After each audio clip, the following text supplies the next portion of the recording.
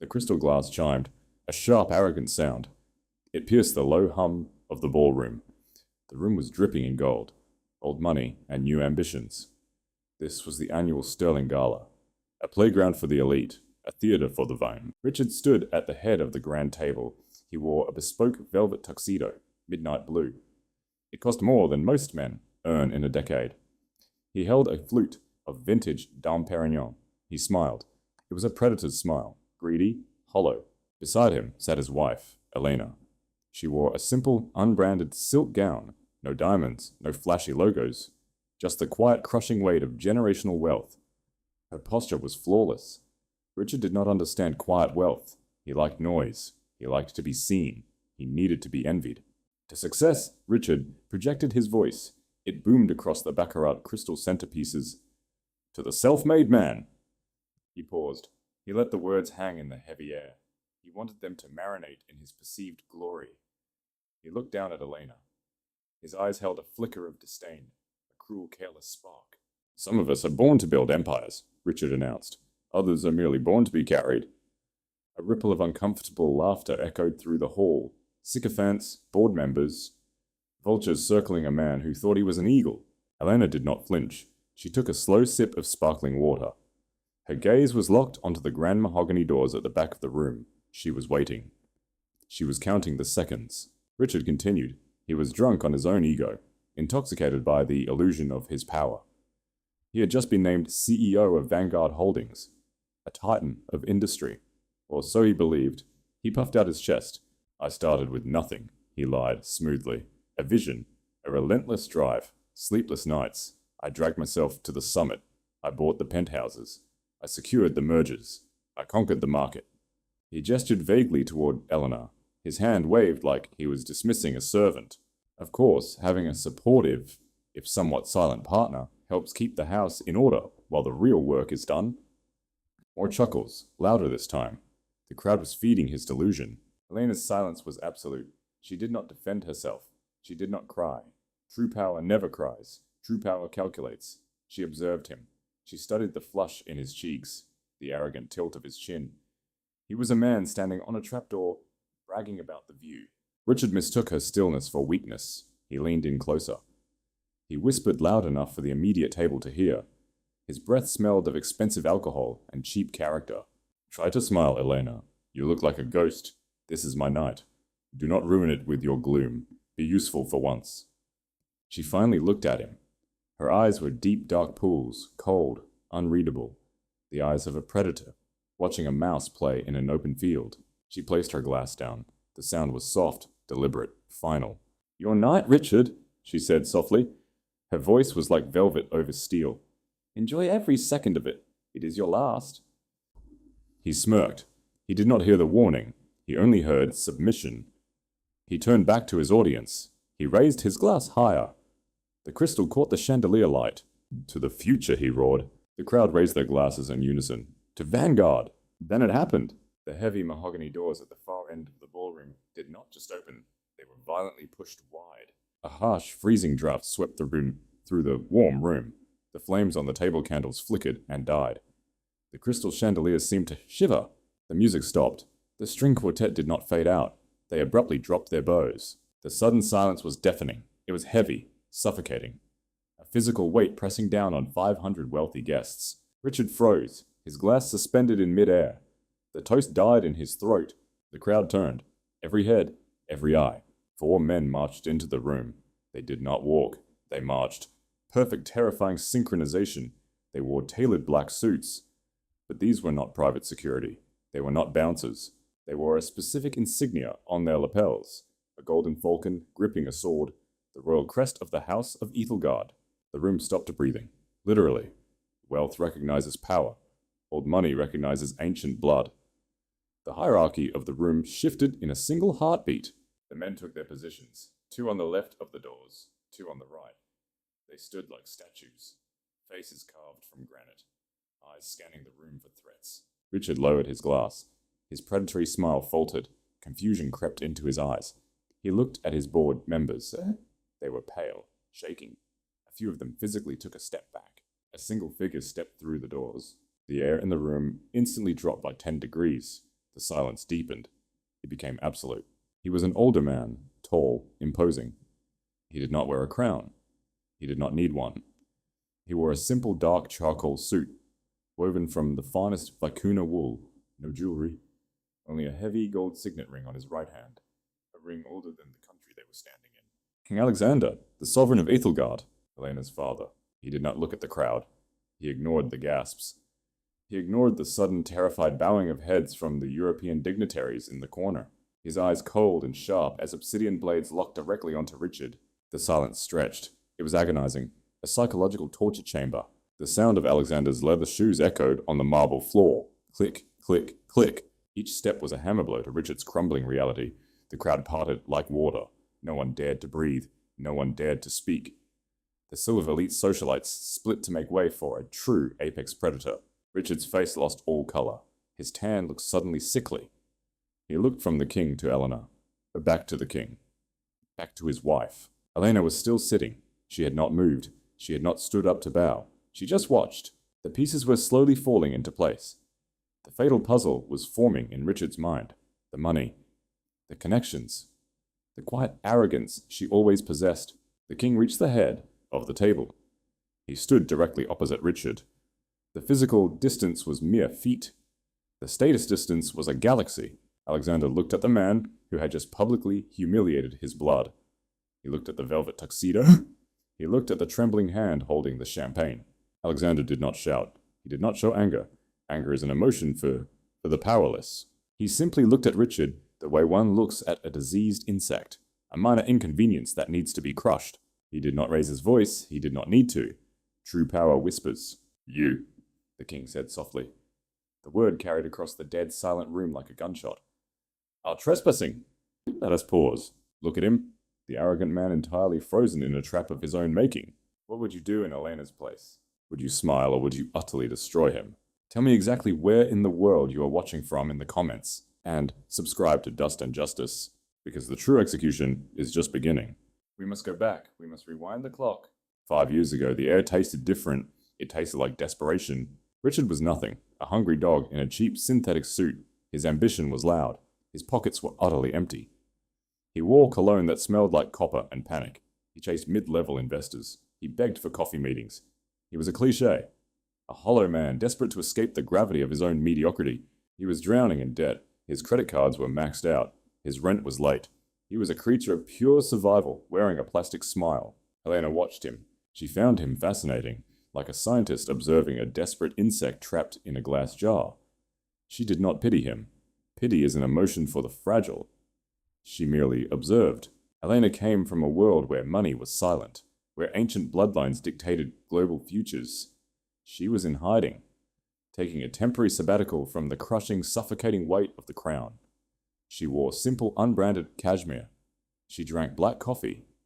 She lived in a modest, unremarkable apartment. She hid her empire and her royal title behind a fake surname. Richard approached her at a rainy coffee shop. He was sweating. He was frantic. He pitched his business idea to anyone who would listen. He pitched it to her. The idea was flawed. It was amateur. It was full of holes. But his hunger was raw. It was animalistic. Elena saw an experiment, a psychological project. She decided to play a game. The game was called Elevation. She wanted to see what happened when you gave a starving wolf a slaughterhouse. She did not hand him a check. That would be vulgar. That would ruin the experiment. Instead, she made a single encrypted phone call, a brief call to Geneva, a call to a private wealth manager who managed the GDP of small nations. 3 days later, Richard received an email, an anonymous seed investment, 7 figures, transferred from a ghost entity called Aegis Ventures. He thought it was luck. He thought his sheer genius was finally recognized by the universe. He wept in his cheap apartment. He fell to his knees. Elena watched him celebrate from across the room. She smiled, a cold, microscopic smile. She was the ghost. She was Aegis. She was the silent architect of his entire new reality. The money changed him, rapidly, violently. Poverty is a temporary condition. Arrogance is a terminal disease. Richard caught it instantly. The cheap, shiny suits were burned. They were replaced by Italian wool, loud pinstripes, wide lapels. The uniform of a man trying desperately hard to look important. He bought a watch, solid gold, oversized, tacky. He wanted people to see the time on his wrist from across a crowded room. He wanted the heavy metal to announce his arrival before he even spoke. He married Elena, not out of love, out of convenience. She was quiet. She was beautiful in an understated way. She was a blank canvas. He could project his new, fragile ego onto her. He thought she was a simple librarian, a nice, harmless, simple-minded woman who would iron his shirts and admire his reflection in the mirror. He moved them into a penthouse, glass and steel, cold and sterile. It overlooked the city. He liked looking down on people. It made him feel tall. The company grew, but it was not his brilliance. It was powered entirely by Elena's hidden bottomless capital. Every time he stumbled, Aegis Ventures injected more cash. Every time he made a fatal error, Ghost fixed the spreadsheet. He never questioned it. Hubris blinds the foolish. He assumed the market just loved him. He began to speak differently. The desperation in his voice vanished. He was replaced by a grating nasal authority. He interrupted people. He stopped holding doors. He stopped saying thank you. He looked at Elena differently too. The initial fascination was gone, replaced by a simmering annoyance. "You need to dress better," he told her one evening. She was wearing a vintage Loro Piana sweater, spun from the rarest vicuna. It cost more than his leased sports car. He did not know. He only recognized massive logos. He only respected noise. "You look like a peasant, Elena," he sneered, adjusting his flashy cuffs. "I am a CEO now, a titan. You need to look the part. You are embarrassing me." She did not argue. She did not defend her wardrobe. She just nodded slowly. She catalogued the insult. She filed it away in her mind. A tiny rough brick in the massive invisible wall she was building around him. Year 3, the echo chamber was built. Vanguard Holdings was born. A massive merger, funded entirely, yet secretly by Elena's ancestral wealth. Richard was suddenly on magazine covers. They called him the self-made maverick, the genius of the decade. He gave interviews. He lied with pathological ease. The lies rolled off his tongue like velvet. "I built this with my bare hands," he told a sycophantic journalist on national television. "Blood, sweat, and absolute grit. I slept on floors. No one gave me a dime. I am the definition of self-made." Elena sat in the corner of the green room, reading a thick, leather-bound book, listening. She was the rich, dark soil he grew in. She was the heavy rain that fed his roots. He was just the loud, obnoxious weed that sprouted on top. He began to believe his own myth. This is the fatal stage of narcissism, the point of no return, when the liar actually believes the lie. He surrounded himself with parasites, yes men, vultures, who fed on his overflowing ego. They told him he was a god among men. He absorbed their worship like a sponge. He started treating Elena like a servant, and he did it with a smile. "Fetch my coat, Elena. Cancel my morning meetings. I am hungover. Do not speak when I have important guests over. You bore them." He did it publicly, at dinner parties, at charity galas. He constantly tested the waters of disrespect. He wanted to see how far he could push. He wanted to see if her spirit would snap. She never broke. She remained serene, placid, an absolute ocean of ice. He thought he had conquered her. He thought he had broken her spirit into 1,000 pieces. He was devastatingly wrong. She was simply gathering data. Every time he belittled her, her elite legal team in London drafted another ironclad clause. Every time he silenced her in public, the trap grew sharper teeth. Every insult was a nail in his own coffin. Year 4, the vulgar betrayals began. It was predictable. It was boring. It was profoundly cliché. He did not choose sophisticated women. He chose loud women. Women with artificial faces, artificial laughs, and hollow eyes. Women who worshipped his platinum credit card. He was incredibly sloppy. Arrogance makes men blind to their own messy trails. He left luxury hotel receipts in his jacket pockets. He texted them from his primary phone.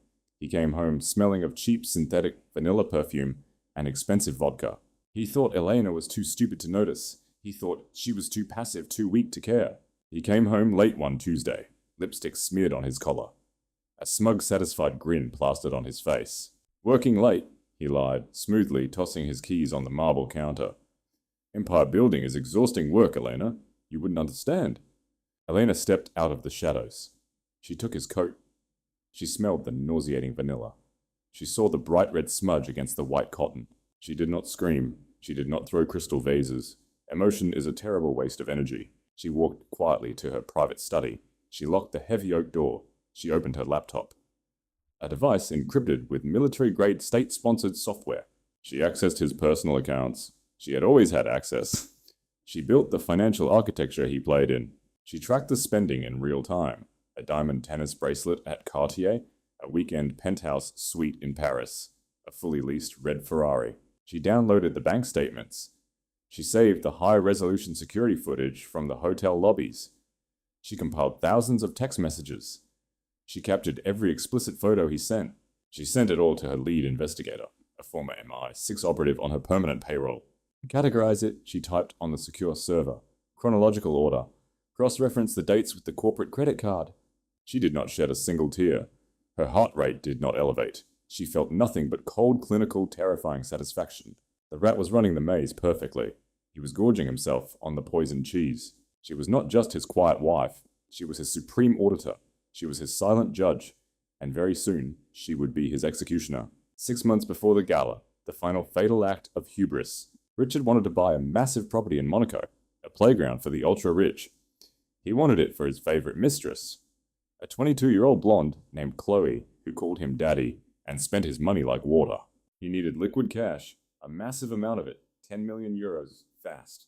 His personal accounts were tied up in vanity projects and bad investments. He was cash poor, but asset rich in his mind. He needed corporate funds. He authorized a massive wire transfer from Vanguard Holdings. He funneled the money through the 3 offshore shell companies. He thought he was a criminal mastermind. He thought he was entirely untraceable.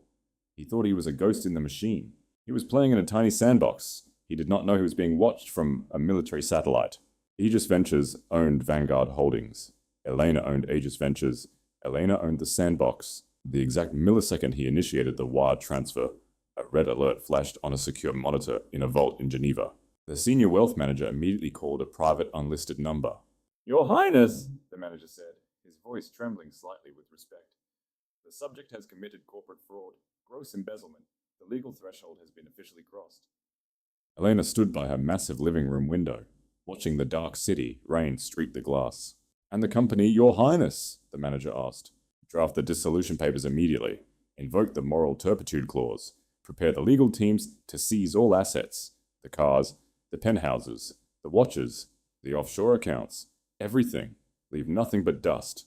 It will leave him with a negative net worth, Your Highness. He will owe us millions. He will be utterly ruined." "Exactly," Elena whispered. She hung up the encrypted phone. She walked slowly back into the living room. Richard was there, sprawled on her Italian leather sofa, drinking her 50-year-old scotch, wearing his ridiculous velvet slippers. He looked at her over the rim of his crystal glass. He sneered. "You look terribly pale, Elena. You really need to get out more. You're becoming a ghost in this house. It's depressing." She smiled, a genuine, terrifying, beautiful smile. "I'm perfectly fine, Richard," she said softly. "I'm just planning for our future." He scoffed loudly. He poured himself another generous drink. He had absolutely no idea. He had no idea that his entire existence, his fake empire, his pathetic ego, was currently printing out on a thick legal document in a heavily guarded royal estate 3,000 miles away. He had no idea that every breath he took as a rich man was on borrowed time. The architecture of his disrespect was finally complete. The dark foundation was built on lies. The walls were made of pure arrogance. The roof was forged from vulgar betrayal. It was a tall, ugly, unstable building, and Elena had just quietly wired the explosives to the main pillars. All that was left to do was push the button to detonate his entire life, publicly, flawlessly, with maximum collateral damage to his pride. The Sterling Gala was approaching. It was the premier event of the season. Hundreds of cameras, hundreds of elites. It would be the absolute perfect stage. A beautiful, tragic symphony of destruction. He would wear his custom velvet tuxedo. He would hold his expensive champagne. He would make his arrogant, lying speech about being a self-made god, and she would sit there in her quiet luxury, and she would watch him burn to ash. The words hung in the dead air. "You are trespassing." They were not spoken with malice. They were spoken with the clinical detachment of a surgeon identifying a tumor. Richard blinked. He blinked again. His brain was misfiring. The alcohol in his veins suddenly felt like ice water. He looked at the tall, imposing man in the charcoal vacuna suit. He looked at the royal guards flanking the mahogany doors. He tried to smile. It was a grotesque mechanical stretching of his lips, a reflex born of pure panic. I beg your pardon," Richard stammered. His booming, arrogant voice was gone. It had evaporated. He sounded like a frightened child. Who let you in here? This is a private gala. I'm the CEO of Vanguard Holdings. King Alexander did not react to the title. He did not flinch. He did not even look at Richard's face anymore. He looked at Richard's chest, exactly where a hunter looks before pulling the trigger. The king turned his gaze to the silent room. 500 members of the elite, board members, politicians, socialites. They were all entirely paralyzed. They recognized the gold signet ring. They recognized the ancient crest of Ethelgard. You are attending a celebration of theft, the king announced to the room. His voice did not echo. It commanded the space. It absorbed all the oxygen. You are clapping for a parasite, a man who has spent the last 5 years feeding on the blood of my house. A collective gasp rippled through the ballroom. It was barely audible, just the sudden intake of breath from terrified billionaires. Richard's face drained of blood. It turned a sickly ashen grey.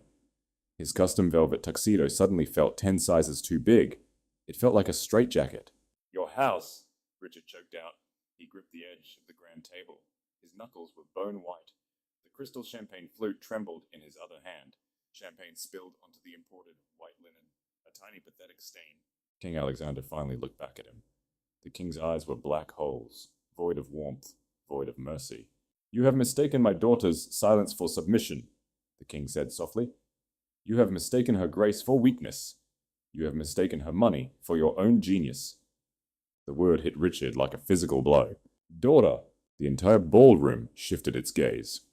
500 pairs of eyes slowly turned from the towering monarch to the quiet woman sitting at the head of the table. Elena. She was still seated. Her posture was immaculate. Her face was an ocean of calm. She did not look like a frightened wife. She did not look like a peasant in unbranded cashmere. Under the harsh light of the crystal chandeliers, the illusion shattered. The disguise fell away. She looked exactly like what she was, Her Royal Highness Princess Eleanor of the House of Ethelgard, the sole heir to a dynasty that funded wars and built continents. Richard stared at her. His jaw went slack. The predatory gleam in his eyes was replaced by absolute blinding terror. His mind violently replayed the last 5 years. The insults, the demands, the blatant infidelities, the cheap vanilla perfume. He had not been belittling a librarian. He had been kicking a sleeping dragon, and the dragon was finally awake. Elena placed her hands perfectly flat on the table. She pushed her chair back. The sound of the wood scraping against the marble floor was agonizingly loud. She stood up. She did not rush. She did not look at Richard. She smoothed the front of her simple silk gown. She walked slowly around the massive table. She moved with a terrifying liquid grace, the grace of an apex predator circling a wounded animal. She stopped exactly 2 steps behind her father. She stood in his shadow. She was no longer Richard's wife. She was the crown's vengeance. Richard could not breathe. His chest heaved. The air in the room felt thick. It felt like walking through deep water. Eleanor, he whispered.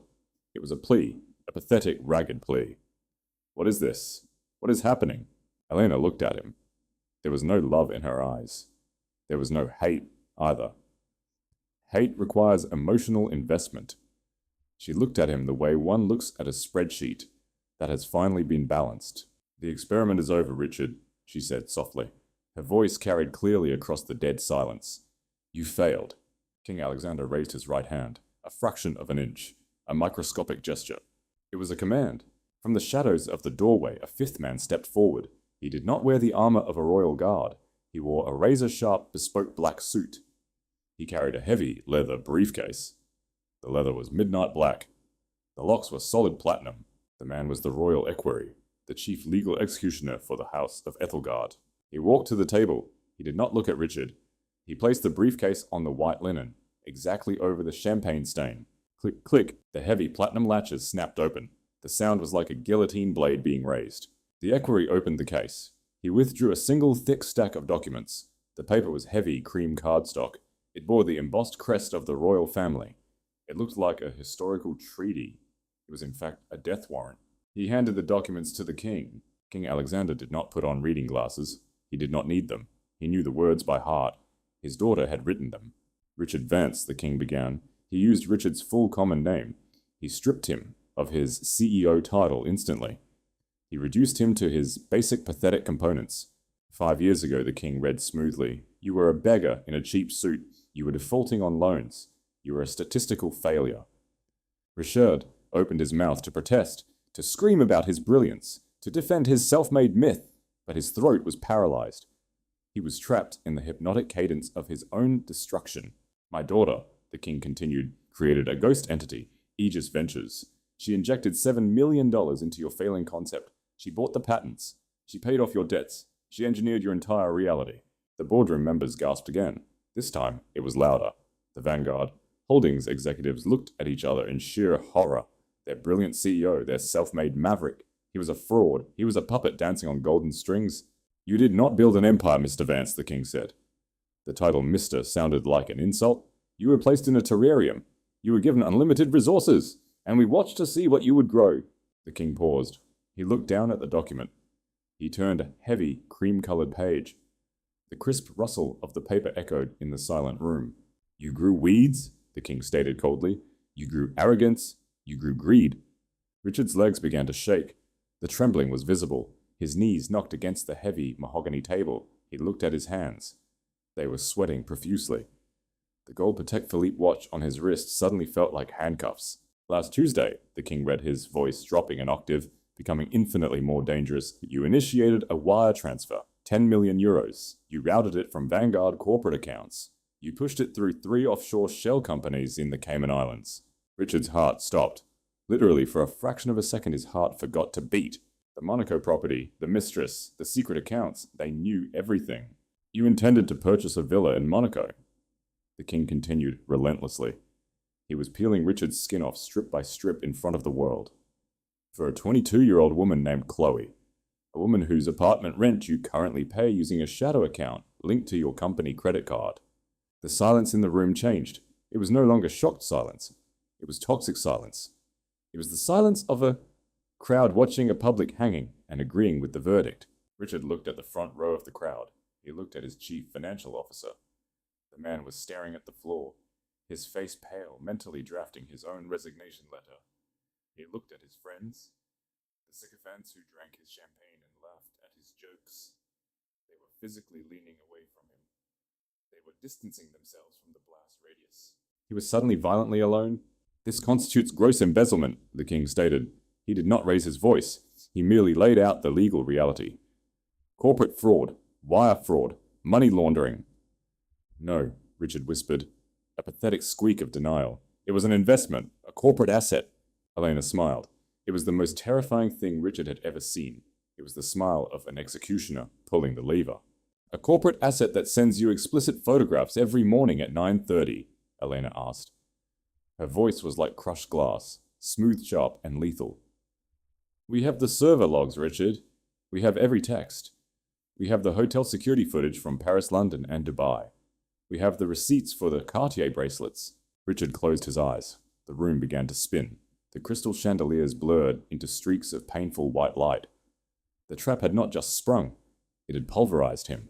King Alexander turned to the final page of the heavy document. Aegis Ventures, the king announced, his voice ringing with absolute finality, owns 94% of Vanguard Holdings. It always has. He looked at the board of directors, the men and women who had just toasted to Richard's genius. By the authority vested in me as the sole benefactor of Aegis Ventures, and per the moral turpitude clause embedded in the foundational charter, I am invoking immediate absolute dissolution of the executive board. The words hit the room like a tactical missile. Furthermore, the king continued, his eyes locking back onto the sweating, trembling shell of a man before him. The corporate entity of Vanguard Holdings is hereby liquidated. All assets are frozen. All intellectual property reverts to the Crown estate. The company you believe you built no longer exists. As of this exact second, it is dust. Richard collapsed into his chair. His legs could no longer support his weight. He fell heavily against the wood. The crystal champagne flute tipped over. The expensive golden liquid spilled completely, soaking into the pristine white tablecloth. It dripped onto his velvet trousers. He did not notice. You are no longer a CEO, the king stated. The rhythm of his words was perfectly calculated to destroy. You are no longer a millionaire. You are no longer relevant. The king handed the thick stack of documents to the royal equerry. The equerry took them. He stepped forward. He placed the heavy papers directly in front of Richard. Right on top of the spilled champagne. The ink began to bleed instantly. These are the injunctions, the king said. Your personal bank accounts have been frozen. The penthouse in the city is owned by a trust. Your access has been revoked. The security codes were changed 10 minutes ago. Your belongings have been boxed and placed on the service elevator loading dock. Richard stared at the bleeding ink. He was hyperventilating. His chest rose and fell in shallow, frantic gasps. He was drowning. He was suffocating in the vacuum of his own erased existence. The cars are leased, the king continued, twisting the knife slowly, methodically. The dealership has been notified of your default. The tow trucks are currently in the valet garage downstairs. The king paused. He looked at the wreckage he had just orchestrated. He looked at the arrogant man who had dared to disrespect ancient blood. You started with nothing, Mr. Vance, the king whispered. The whisper echoed in Richard's hollow skull. You claimed you built an empire from the dirt. We are simply returning you to your natural habitat. Richard slowly lifted his head. He looked at the crowd, the 500 elite guests. They were staring at him with a mixture of horror and profound disgust. He was a leper. He was a cautionary tale occurring in real time. He looked at the royal guards. They were staring straight ahead, completely indifferent to his suffering. Finally, he looked at Elena. She stepped out from behind her father's shadow. She walked to the edge of the table. She looked down at him. She looked at the spilled champagne. She looked at his trembling hands. She looked at his shattered ego. You told me to try to smile, Richard, Elena said softly. Her voice was a chilling caress, a cold breeze over a fresh grave. She tilted her head slightly. The heavy silence of the room wrapped around her words. You told me it was your night. You told me not to ruin it. She let the silence stretch for 5 agonizing seconds. She let him feel the absolute crushing weight of his failure. She let him realize that every single moment of the last 5 years had been an illusion, a beautiful gilded cage that she had built, funded, and ultimately crushed. Elena offered him a small, perfect, utterly devastating smile. I hope, she whispered, her voice dripping with absolute quiet power, that you enjoyed the view from the top, because the fall is going to break every bone in your pride. She did not wait for a response. She did not need one. There was nothing left to say. There was nothing left to salvage. She turned her back on him.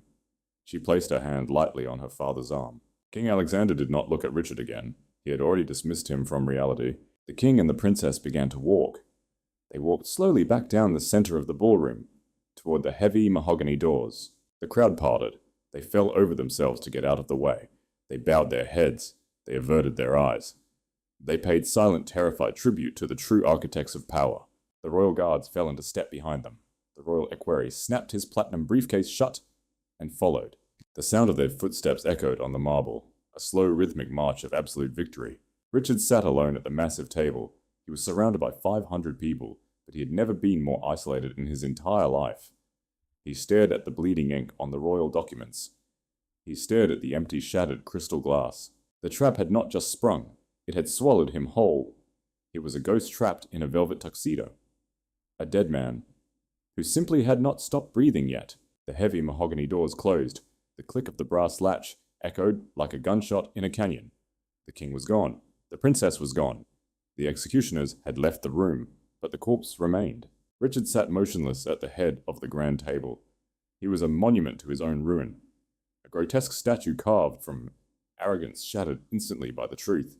The silence in the ballroom shifted. It was no longer the breathless silence of shock. It mutated. It became toxic. It became predatory. The elite do not pity the fallen. Pity is a useless emotion. They distance themselves from the disease of failure. They amputate the infected limb to save the body. Richard was the infection. His chief financial officer was the first to move. The man stood up. He did not look at Richard. He smoothed the front of his jacket. He turned his back and walked towards the exit. It was the starting gun. Then another board member stood. Then a vice president. Then a rival CEO who had just been laughing at Richard's crude jokes. It was a silent, brutal exodus. The social contract was torn to shreds. No one offered a comforting word. No one extended a hand. His friends, the sycophants who drank his vintage wine, the parasites who fed on his fabricated glory, they evaporated. They melted into the shadows like cowards. Richard watched them go. His eyes were wide, unblinking. He looked at the empty chairs, the half-eaten beluga caviar, the spilled Dom Perignon soaking into the white linen. He was completely, utterly quarantined. He was a ghost attending his own funeral. A heavy hand clamped onto his shoulder. It was not a friend. It was the head of hotel security, a massive man in a cheap, off-the-rack suit. But today the cheap suit held absolute authority. The illusion of Richard's power was broken. He was no longer a VIP. He was no longer the CEO. He was a trespasser in a velvet tuxedo. "Time to go, Mr. Vance," the security chief grunted. His voice was flat, bored.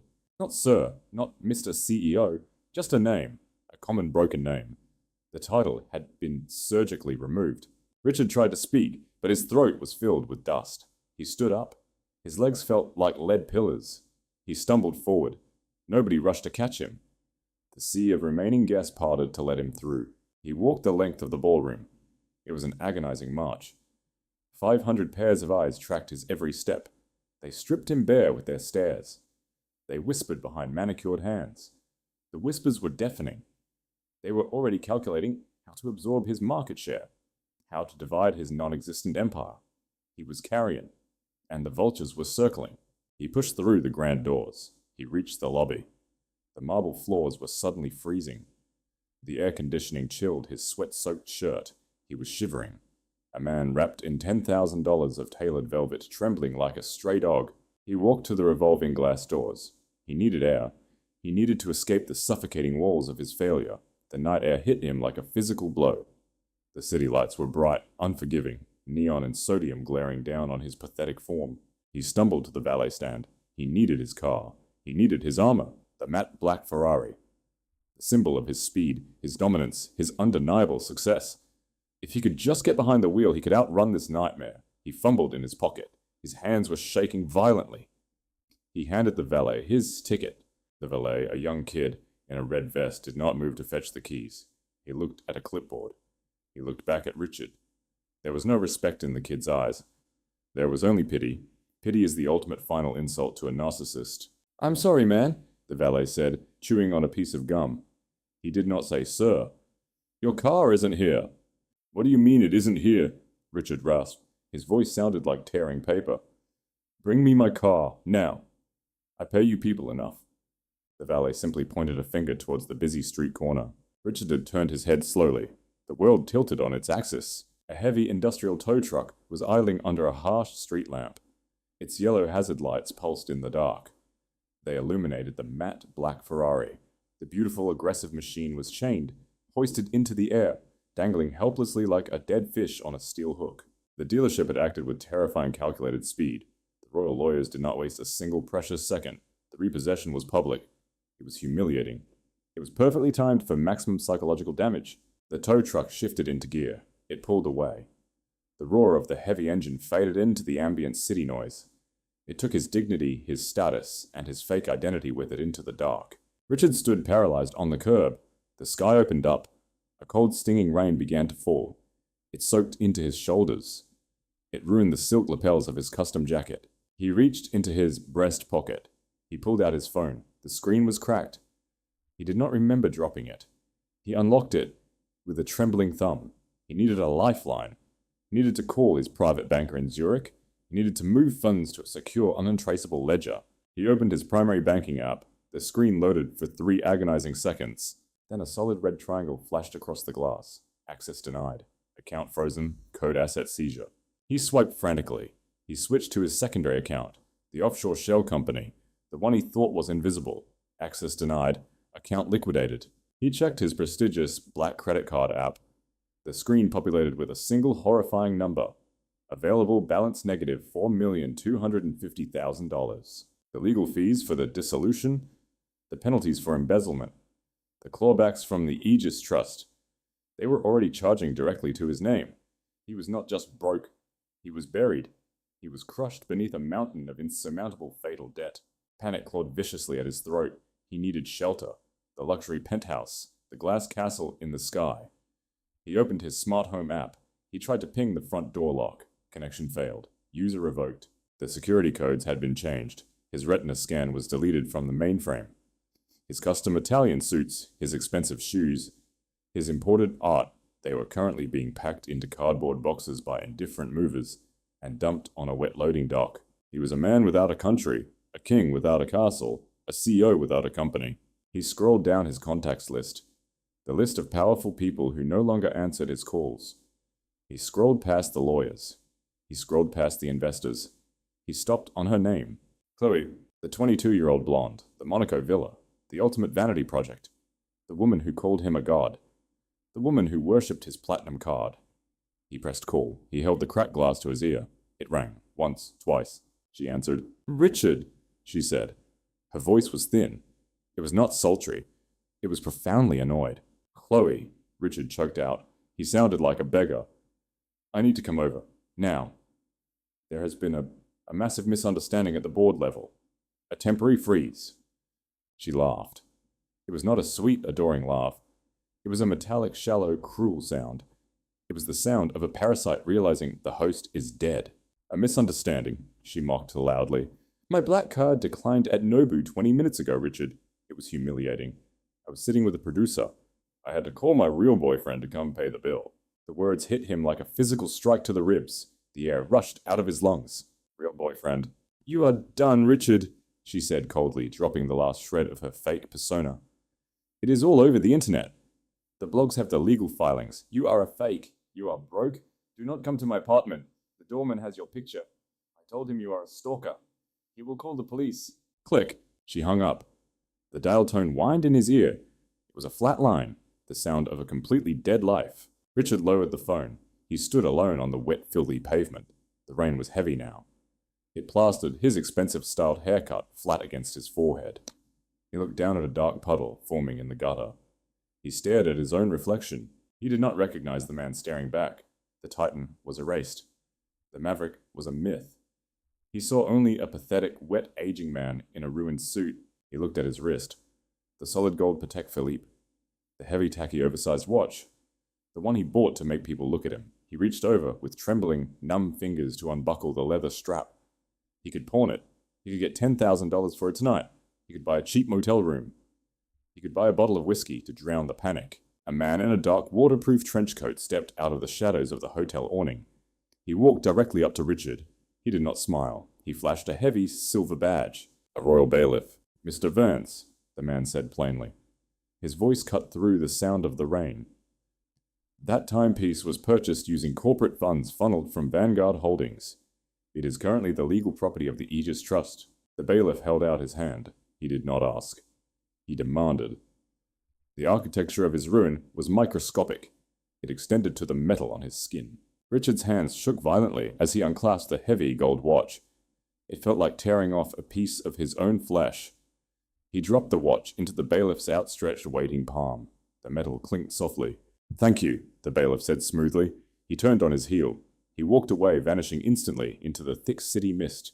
Richard was left with absolute pure nothingness. He had no empire. He had no wife. He had no friends. He had no car. He had no shelter.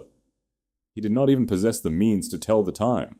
He had built a towering, vulgar monument to his own fragile ego. He had built it directly on the back of a silent observing queen. He forgot the golden, unbreakable rule of architecture. The foundation controls the structure. If you disrespect the foundation, if you forget who poured the concrete, the entire building will inevitably collapse. Elena had not just taken her money back. She had not just filed for divorce. That would be ordinary. That would be mundane. She had taken his entire identity. She had scrubbed his name from the timeline of the elite. She returned him to the dirt he came from. He was a ghost again. But this time, it was infinitely worse. This time, he was a ghost who possessed the agonizing memory of what it felt like to be a god. He would wander the streets. He would remember the taste of the vintage champagne. He would remember the feel of the silk sheets. He would remember the fearful respect in the eyes of his board members. And the memory would burn him from the inside out every single day for the rest of his pathetic, empty life. That was the true torture, the memory of the sun, while freezing slowly, quietly, in the absolute endless dark. We must now perform a psychological autopsy. The public execution is over. The shattered crystal has been swept away. The arrogant king has been exiled to the dark. But the true value of this story is not in the raw destruction itself. The true value lies in the deep, cold machinery of the ruin. Why did he fall with such devastating speed? Why did she win so flawlessly without ever raising her voice? We must dissect the corpse of Richard's shattered ego. We must extract the brutal wisdom from his catastrophic failure. We must learn from the dust. Here are the 4 foundational lessons from this architecture of disrespect. The first lesson is the intoxicating fatal illusion of the self-made myth. We live in a culture that worships the loud hustle. We glorify the grinding ambition. Richard believed he was the sole architect of his own magnificent destiny. He looked in the mirror every morning and saw a titan. He saw a god of industry. He did not see the quiet, patient queen who bought the glass. He did not see the massive, invisible scaffolding that held him suspended above his own natural mediocrity. Arrogance is a heavy, blinding fog. It is a hallucinogen. When you are handed a golden key to the kingdom, the most dangerous, pathetic thing you can do is convince yourself you forged the metal. Unearned power rots the human mind. It creates a lethal false positive. It makes a man sloppy. It makes him deeply entitled. It makes him believe that sheer luck is actually supreme talent. Richard thought his booming voice made him a visionary. He forgot a basic, unbreakable law of nature. The flower does not command the soil. The soil simply permits the flower to bloom. When you disrespect the earth that feeds you, the earth simply hardens. It dries up. It withdraws its nutrients. And the loud, obnoxious weed withers into dust. Richard's ego was a parasite. It fed relentlessly on Elena's silent grace. But a parasite that kills its host ultimately commits suicide. He was a self-made man only in the meticulous architecture of his own destruction. He was a hollow vessel. He needed the velvet suits, the sports cars, and the corporate titles to prove he actually existed. But putting expensive paint on rotten wood does not stop the decay.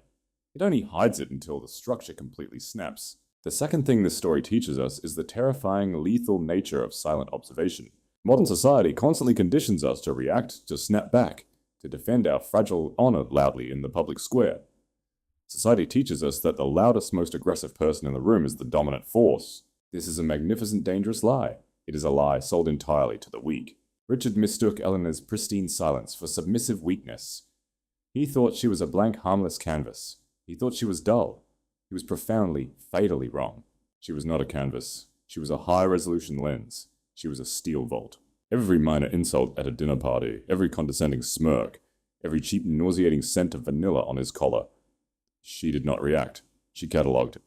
She coldly collected the data points of his ruin. Emotion is a massive leak in your psychological armor. Anger warns your enemy that a strike is coming. It gives them time to brace for impact. Elena did not need to scream to prove she existed. She simply watched the rat run the maze. It takes immense, terrifying discipline to hold your tongue while a fool dances. It takes the cold patience of a sniper. She did not just watch him. She studied his deeply predictable nature. She mapped his psychological flaws. She knew exactly which piece of poisoned cheese would lead him into the deepest, darkest part of the trap. True predators do not roar before the kill. They do not growl. They wait until the prey is gorging on the bait. They wait until the prey feels absolute supreme safety, and then they simply close the steel teeth. The third lesson explores the profound, undeniable truth about volume. True power never ever needs to raise its voice. Look closely at Richard. He wore loud, tacky, velvet tuxedos. He bought a massive, heavy gold watch. He shouted his arrogant toasts across crowded, echoing ballrooms. He desperately needed to be seen by everyone. He needed to be heard at all times. He required constant, desperate external validation to plug the gaping, bleeding hole in his own self-worth. Volume is the ultimate symptom of a powerless man. Noise is merely a distraction from internal emptiness. Now look at King Alexander. Look at Princess Eleanor. He wore unbranded, perfectly tailored charcoal wool. She wore simple, unbranded silk. They spoke in devastating whispers. The king did not ask for the room to be quiet. His mere presence extracted the sound from the air. Quiet luxury is not just an aesthetic choice. It is a psychological weapon. It is the absolute unshakable confidence of never having to prove your net worth to a stranger. Richard was new money screaming for attention. Elena was ancient power perfectly comfortable in the shadows. When you hold the actual physical keys to the kingdom, you do not need to kick down the door. You simply turn the lock. True power is a whisper that can freeze an offshore bank account from a vault in Geneva. True power is a single drop of ink that dissolves a multi-million-dollar corporate empire in a heartbeat. If you have to remind people that you are the boss, you are merely a hostage to their perception. The king did not need a hype man. The crown possesses its own undeniable gravity. It naturally crushes the loud, and it permanently elevates the silent. The fourth and final lesson is the absolute mathematical inevitability of karmic balance. We often romanticize karma as a mystical unseen force, a cosmic scale operated by an invisible moral hand. It is much colder than that. Karma is not magic. It is pure, ruthless architecture. It is the physics of human behavior.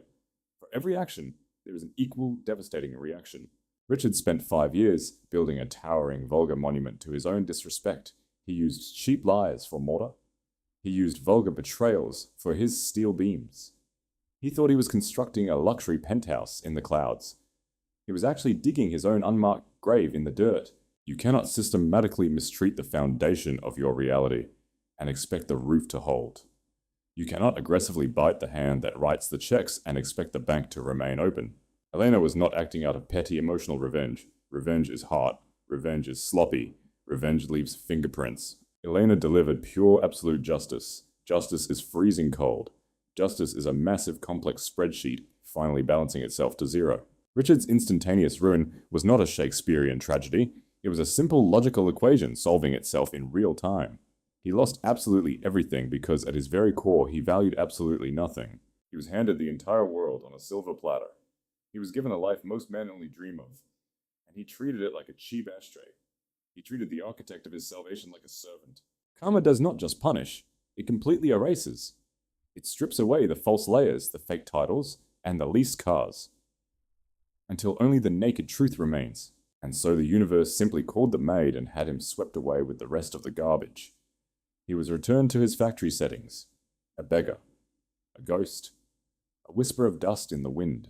The execution is complete. The ballroom is dark. The crystal has been swept away. Richard is no longer a CEO. He is merely a ghost.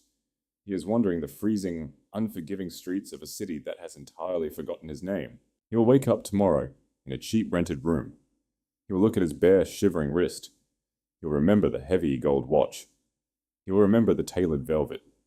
He will remember the taste of the vintage champagne. That memory will be his eternal prison. He traded a quiet queen for a loud illusion. He traded an absolute empire for a momentary, vulgar ego trip. He mistook a sleeping dragon for a dormant stone. And now, he has nothing but the cold ashes of his own profound stupidity. But what about you? Look inward. Look at the architecture of your own life. Look at the people who surround you, who is speaking the loudest, who is constantly demanding the spotlight, who wears their deep insecurity like a heavy, flashing neon sign. Watch them closely, pity them quietly, because true power never needs a microphone. True wealth never requires an audience. I leave you with this final lingering question, a mirror to hold up to your own soul. Imagine you are holding the absolute undeniable power to destroy someone who deeply betrayed you, someone who openly mocked your quiet grace. Would you strike back immediately? Would you let hot, messy anger dictate your revenge? Or would you wait? Would you possess the terrifying, beautiful patience of a true predator? Would you let them build their arrogant castle in the clouds? Would you let them climb to the very highest peak, completely drunk on their own false glory, and then with a single silent push, would you send them plummeting back to the dirt? Tell me your exact answer in the comments below. I read every single one. If this deep dive into the psychology of karma and high society justice resonated with you, if you appreciate the cold, methodical stripping of unearned arrogance, then leave a like on this video. Subscribe to Dust and Justice. Join our quiet observant circle, because there are thousands of Richards out there, arrogant, hollow men standing on borrowed ground, and we will be here, waiting in the absolute silence, ready to dissect their inevitable ruin. Until next time, stay silent, stay sharp.